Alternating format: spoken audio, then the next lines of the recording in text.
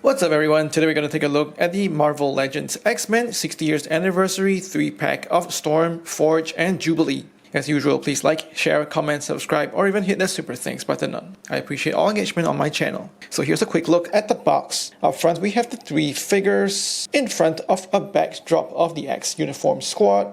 To the top of the box we have that X-Men 60 years logo, and down to the bottom some product information. On to the side, just zooming out, and we can see the 3 characters from that same X uniform squad artwork. At the back of the box we have the renders of the 3 characters, plus all the accessories and some more product information at the bottom. Now onto the last side of the box. Once again, renders of the characters. So now let's go ahead and get this box set open.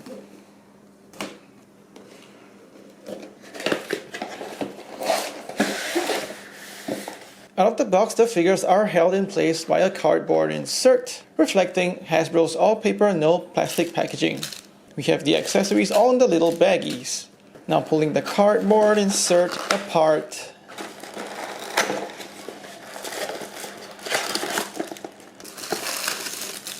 And on the left, we have Jubilee. Her accessories are in a little baggie. And she comes with an alternate head, some power effects, as well as alternate fists. In the middle, we have Forge. And this is what he looks like out of the bag. In his paper baggie, we have 2 alternate fists and his rifle. And the final figure on the right, we have Storm. Her accessories also come in a small paper baggie with the electric hand effects and 2 alternate fists.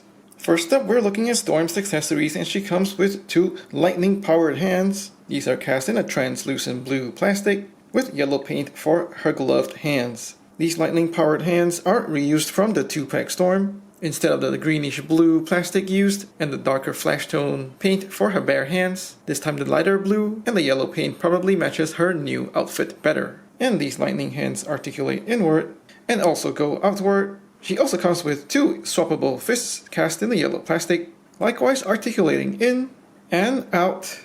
And naturally both sets of alternate hands pop onto the figure, justifying for great display options. For Storm's sculpt, she's largely on the Shriek body mold with a couple of retooled parts. Of course, her head sculpt is a brand new sculpt and it looks great. She's also got a couple of new accessories like the glove overlay, and we see some newly sculpted legs to incorporate the straps on the thigh as well as above the boot.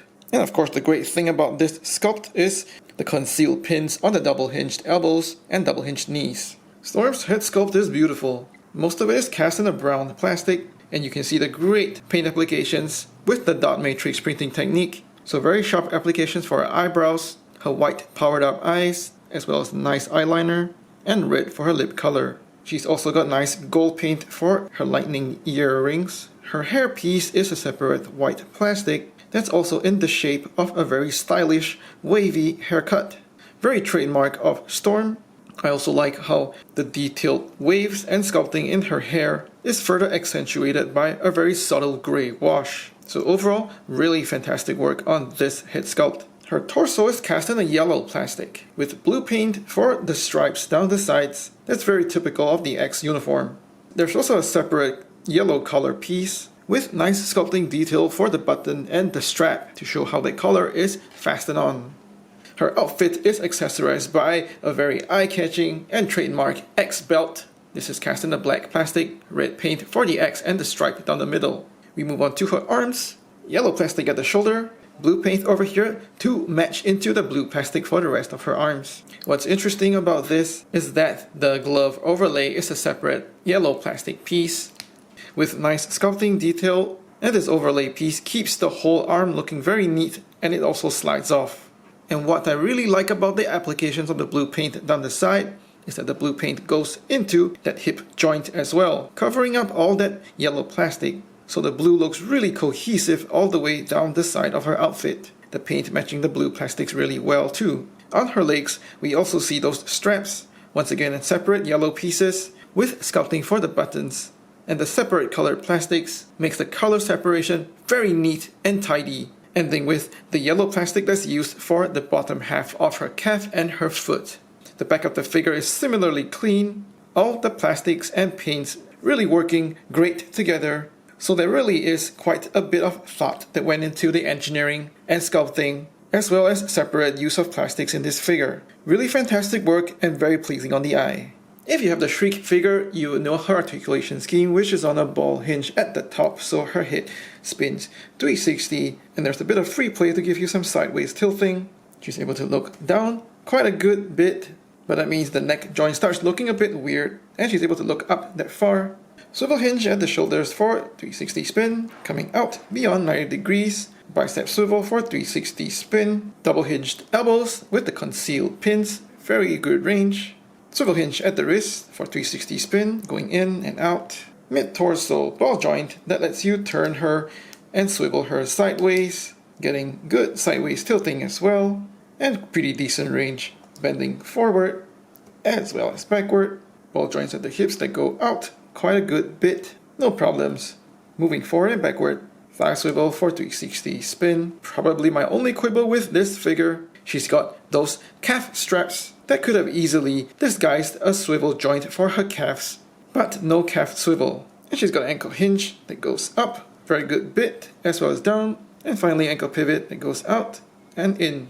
And here's a quick side-by-side with a couple of Storm figures. The two on the side obviously stand taller because they're on heels, and this is a good opportunity to do some head swaps among the different outfits. The heads are generally compatible across all the figures, so this is a great way to showcase the head swap cross-compatibility on the Marvel Legends line. Now onto Forge's accessories, and he comes with a ridiculous looking sci-fi rifle. Probably similar in design to some of the Nerf blasters, but this time there's a bit of paintwork on the rifle which makes it look more interesting to look at. Couple of pink hits over here to show how the energy in the rifle glows, as well as a bit of gunmetal paint on the front and the back of the rifle to make it look interesting. By default, Forge has a right trigger hand and a left gripping hand, so he holds the rifle like that. A little strange because that left gripping hand has too big of a grip to hold on to that second supporting handle on the rifle. And Forge also comes with two swappable fists cast in the yellow plastic. These two fists hinge inwards and outwards. So these two fists are a good option to have Forge standing vanilla and not holding any of his weapons. Forge is on mostly the retooled Vulcan body. The retooled parts are his forearms as well as his left leg, mostly coming from the parts on Cyclops. The retooling is done to incorporate the gloves as well as the straps on his thigh and above his boot. I also like this newly sculpted right thigh of his with all that cyber detail. His head sculpt is borrowed from the previous Forge release in the Caliban Build-A-Figure wave. And he's also got a couple of accessories on his body, like the yellow plastic collar, his shoulder straps, which are also brought over from the original Forge, and of course his iconic X uniform belt. Having that side-by-side comparison, and you can see the new Forge is definitely much more proportional and with a more heroic stature in his body. And of course the yellows and blues really match well with Cyclops. But you will really see just how nice all that yellows and blues look later on in the comparison section with the rest of the X-Men squad. Now zooming into Forge's head sculpt, and you can see it's a complete reuse of the previous version, even down to the strap as well as the ponytail. But now I must commend Hasbro for using the digital dot matrix printing technique, besides the usual sharp paint applications for his eyes, eyebrows, as well as his mustache and lip color. There's also subtle shading around his cheeks and around his chin area, and together with a twinkle in his eye, it really brings the head sculpt to life, as compared to the old one where he kinda looks a little bit dead in the eyes. There's still red paint for that head strap, and black paint for his ponytail hairstyle. This time he's missing a hit of paint for his hair tie, but that's not such a big deal. He's also got flash tone paint on his neck, and his neck is also accessorized with a separate yellow strap, just like the rest of the X uniforms. He's got a separate piece of a brown plastic straps, and this one also still has the same sculpting elements for the pouches and buttons. It's a nice touch that it also has silver paint for the buttons.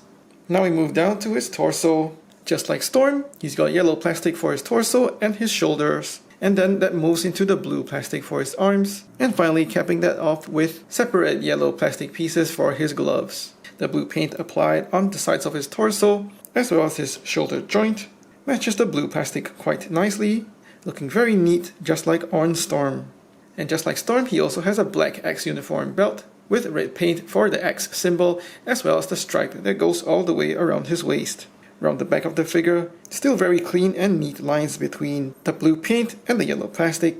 Moving down to his legs, he's got a newly sculpted cyber right thigh. It's got probably the same amount of tag detail compared to the previous version, but this time it is cast in a brighter metallic silver plastic, and it also has a nice hit of black paint over here to bring out the definition. It's also digitally applied, so it's accurate to his musculature, and while I do appreciate that hit of paint application, it just seems a little odd that the rest of the lines in his muscular sculpt isn't also given that same level of detail. And of course, down the back of the figure, it still looks weird with that blue knee joint sticking into the middle of his cyber leg. Now we come round back to the front of his legs.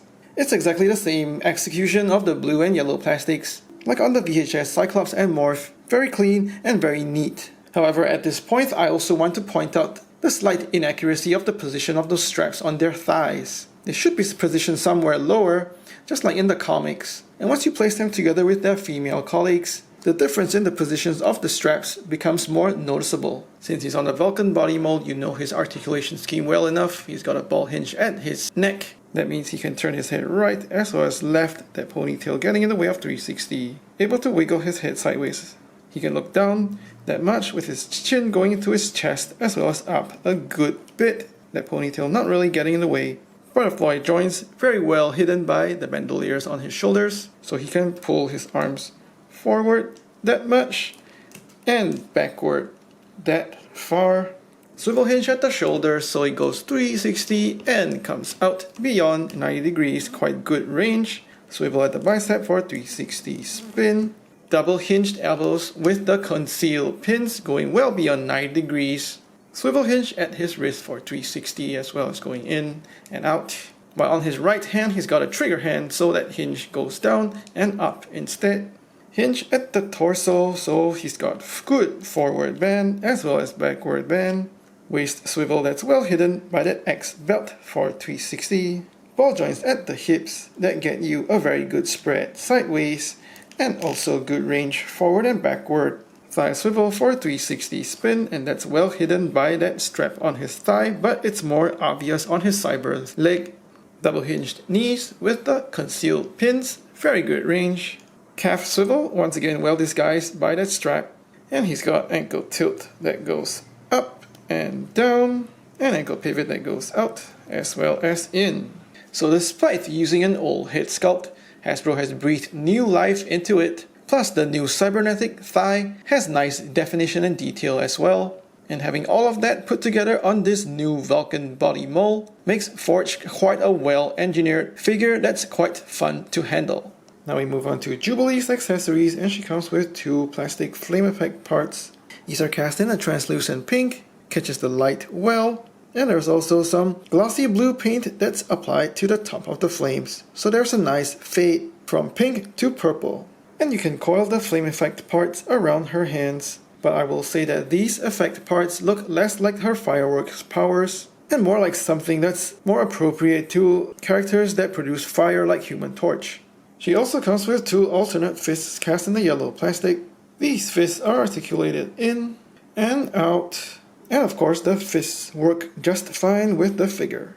And lastly, she comes with her trademark pink shades, and these are cast in a transparent plastic that lets the light through quite well.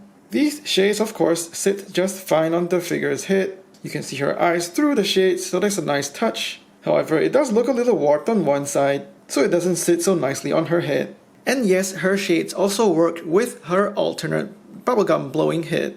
Sculpt-wise, Jubilee is quite a mixed bag. She's on the smaller teenage female body with improved tooling for her legs, so you see those pins quite well concealed on her knee joints. However, the rest of the upper part of her body is still pretty much the old mold, with the single hinged elbows, and you can see her forearms are reused from the previous Jubilee. She's got the same hip sculpt as well, The previous default one had her shades glued on, with a separate pair of loose shades for her alternate bubblegum blowing head. But this time we only get one pair of shades to be shared between the two head sculpts. So one less accessory, but also some saving of plastic, I guess. She's also lacking a smaller pair of shades, and these are the ones that would hang around her neck when she's not wearing her shades. So a slight bummer, but not a deal breaker. So zooming into her head sculpt, and you can see that they're exactly the same sculpt. However, the new one once again has new life breathed into it with the digital dot matrix printing technique. You can see the sharp definition in all the paint applications,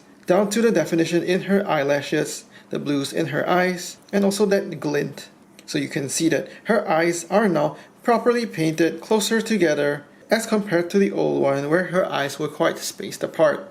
Her lipstick is also very accurately applied now to show her more delicate lips as compared to the old one where the lipstick looks like it's applied beyond the sculpt of her lips. The hair sculpt is also the same, and you will also see her large circular earrings. Instead of the more metallic gold over here, the new one has a shiny yellowish gold. We also see the same improvements in her alternate bubblegum blowing head. The new bubblegum looks a little darker, but I will say that the original head sculpt was already pretty well done. It's just looking even better and enhanced with the new printing of the sharp and vibrant paints for her face. And just like Storm, her whole torso is a yellow plastic with the blue paints down the sides. However, it strangely has this weird pattern painted on to the inside of the lower part of her upper torso. So instead of having a straight stripe down the side of her outfit, there is this weird pointy bit.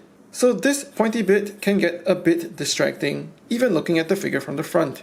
Likewise, she also has a black glossy plastic belt with red paint for the X and the stripe down the middle. And once we come to her arms, this is where it's not executed as well. Her entire arm is a blue plastic with yellow paint for the top as well as for her glove. And the yellow paint doesn't seem to be applied quite thickly enough, so you can see a hint of the blue plastic coming out from below that yellow paint. It also looks a little bit messy near that shoulder joint. No complaints around the back of the figure anyway, with a clear and neat separation of the blue paints from the yellow plastic. For the lower part of her body, we see the same neat separation of the yellow and blue plastics. Blue plastic for the top part of her leg, yellow for the straps, as well as more yellow for her boots and feet. So this is why Jubilee is quite a mixed bag. Her lower legs have that new engineering, with very clean separation of the yellows and blues, and her head sculpt, while being an old one, is very nicely executed with the new printing technique. However, her arms are old in design, as well as execution with the paints. So while I like the way how this figure looks from far, once you come close, you start seeing a little bit of those little distractions. So that detracts from the execution of Jubilee as a character in this box set. Her head is on a ball hinge, so you get to spin it 360, getting a little bit of sideways tilting. The hinge lets you look all the way down as well as up quite a good bit. Now her shoulders are tricky with a swivel hinge. It's supposed to swivel, but it really feels gummy and doesn't want to move. So I'll show you how to fix that in a later segment. The hinge over here comes out to the entire outside of her shoulder, so that means she gets a crazy bit of range going outwards. Swivel hinge at the elbows as well, bending just beyond 90 degrees and lets you swivel her lower arm just like a bicep swivel. Swivel at the wrist for 360, bending down and up. While on her right wrist it bends in and out instead. A familiar shortcoming of this body mold is the limited ball joint at the mid-torso, so she still spins 360 and you do get very limited sideways tilt, as well as very limited forward bend and backward bend. I'll also try to improve this in a later segment of this video. Ball joints at her hips that do go out just that much. Forward that far, but not much backwards, limited by the sculpt of her butt. Thigh swivel for 360 spin. Double hinge knees with the concealed pins, giving her a good range. And just like Storm, she's got the straps over here above her boots, but she doesn't come with a calf swivel, so that's a missed opportunity. And on to her ankles, very good range tilting upwards and downwards, as well as pivoting outwards and inwards. So now to free up her gummy and stuck shoulders, I'm going to have to heat up her upper part of her torso and pop these two arms off. At the same time, after heating up this upper part of her torso, I want to remove some plastic in the mid-torso ball joint so I can get her to move with greater range, bending forward and backward. So now I have her bent backward all the way. I'm just going to use a pencil to mark out a line over here, and this is where I don't want to remove my plastic and not to go beyond this point, so that when she's bent all the way backwards, the hole from the ball joint wouldn't show. So I heated up the upper part of her torso for a good minute with a hairdryer, popped it off the lower torso, and also removed her arms from the sides. So what I just did was coat these pegs for her arms with some silicone grease, or you can use the equivalent of shock oil, and this will make the arm peg lubricated enough for it to move smoothly in her torso. And now with the lubrication from the shock oil, her arms can now swing all the way around on both sides quite smoothly, and I'll say the shock oil also helps to preserve the integrity of the plastic in the joints. And over here on her lower torso, you can see the faint pencil marking. I'm going to be removing some material over here to get the ball joint to have more forward range, and possibly some removal of plastic near the back as well, so that she can bend backwards better. I used a Dremel or grinding tool to remove plastic around that mid-torso ball joint. If you compare it with the original, you can see that I've removed plastic down the front, a little down the sides, and also some more plastic down the back as well. So this should give her more range in that joint. I've also applied just a touch of silicone grease or shock oil because that ball joint was really stiff and tight on my copy. So heating up her upper torso and popping it back on, just exploring that little bit of sidewards tilting range, and there you go. That's just from removing a little bit of plastic down the sides. And having removed plastic down the back as well, she can also bend backwards more. And finally, of course, with the most plastic removed down the front, she does get much more generous forward bend. There's a slight gap at the back, but it's not such a big deal because you won't be looking at the figure when she's crunched forward. So this torso mod gives you a lot more range in that mid-torso ball joint, and this can also be done on characters on the female teenage body, such as Spider-Gwen, Arania, and X-23. For size, Storm stands at 6 inches, and that's above 15 centimeters, while Forge stands at 6¼ inches, or about 16 centimeters. And Jubilee stands at 5 3/4 of an inch, or about 14½ centimeters. And for comparisons, of course, we gotta bring out the other X-Men in their yellow and blue uniforms. And while there are very subtle differences in the shades of yellow and blue on Cyclops and Morph compared to the current team over here, the tonal difference is really minimal, and largely the whole team looks fantastic, assembled like this. And yes, I have removed the cell shading on Morph and Cyclops, so they really look brilliant together with all the other X uniforms. I really can't wait to get the next pack of X-Men uniforms with Gambit and Psylocke. And of course, we gotta stand them beside a couple of baddies from the Brotherhood of Evil Mutants. And here they are with a couple of Avengers. For comparisons with other lines, here they are with G.I. Joe Classified Series and Star Wars Black Series. This is a brilliant 3-pack for X-Men fans, and I recognize that I'm saying this as a biased 90s X-Men fan. Jubilee turns out to be the sore point of the set, particularly with her arms both feeling gummy and the yellow and blue of her outfit not looking as clean. I'd highly recommend fixing her arms and modifying her torso to get more fun out of the figure. Besides that, I have no real complaints with Forge and Storm, as Hasbro has got the right mix of newly engineered tooling mixed in with reused parts that have been enhanced. I don't think I've been this pleased with a Hasbro release for a while now, so this set gets a recommendation from me.